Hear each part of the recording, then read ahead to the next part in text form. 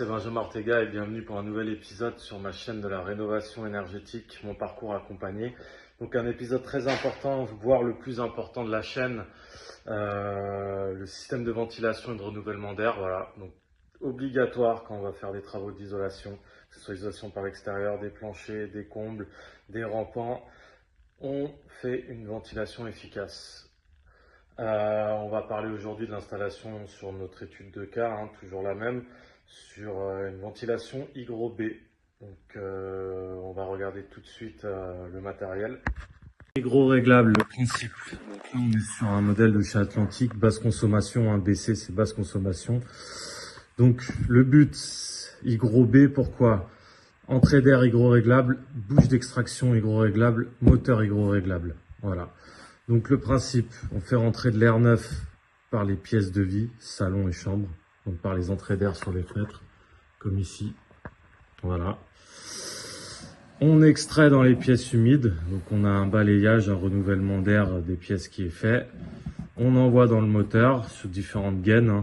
Il y a des diamètres qui sont appropriés, donc on est sur PC, sur de la gaine en 80, sur la cuisine on va être sur la 125. Voilà, donc il y a un tableau des répartitions.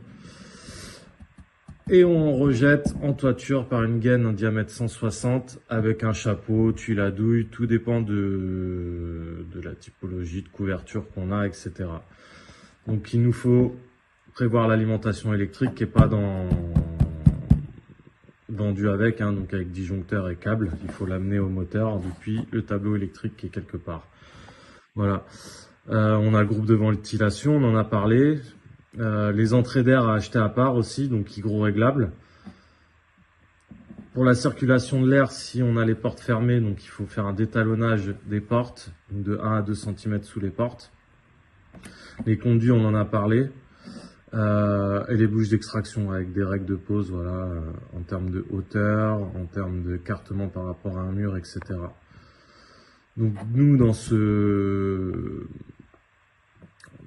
cet achat, on aura le souci, il nous manque le chapeau de toiture, il va nous manquer les conduits souples isolés en 160 pour le rejet, et les conduits souples pour la cuisine et les sanitaires. Voilà, donc ça il faut l'acheter à part.